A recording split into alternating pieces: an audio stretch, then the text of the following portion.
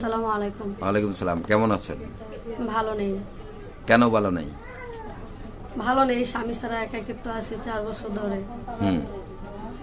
তাই মিডিয়ার সামনে আসছি আমার কিছু জীবনের কথা বলতে। আচ্ছা, বলেন আপনার জীবনের কথাগুলো বলেন। আমার একটি মেয়ে বাচ্চা আছে। আমি মেয়েকে বাসায় রেখে কাজ করি, কিন্তু মেয়েকে দেখার মতো সেরকম মানুষ নেই। আর আমার একটা এমন মানুষের প্রয়োজন যে বাসায় বসে থেকে আমার মেয়েকেও পড়াশোনা করতে পারবো, আমিও দুমুঠো ডাল ভাত খেয়ে জীবনযাপন করতে পারবো।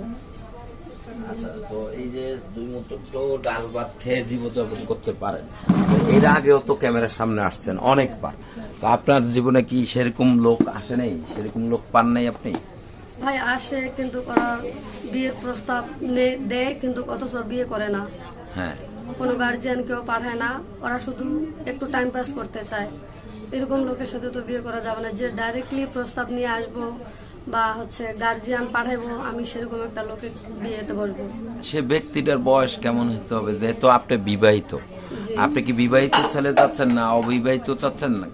এমন বয়সের হতে হবে সেই কথাগুলো একটু বলেন। ভাই আমি বিবাহিত, আমিও বিবাহিত ছেলেকে চাচ্ছি যে শুধু আমার মেয়েটাকে নিজের মেয়ে হিসেবে বউ মেনে নেবে। থাকা সত্ত্বেও আপনি কি বিয়ে বসবেন না?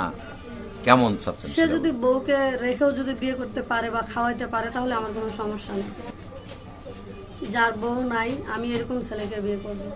আচ্ছা, বউ নাই, বউ কি চলে গেছে কিংবা বউ মারা গেছে এরকম কাউকে চাচ্ছেন? বা বউ চলে গেছে বা বউ মারা গেছে, এরকম। আচ্ছা, বয়সটা কেমন হতে হবে? বয়স যেমনই হোক, যেমন বলতে কেমন? 40-50 এরকম। আচ্ছা, তো ঠিক আছে, ভালো থাকবেন। আসসালামু আলাইকুম।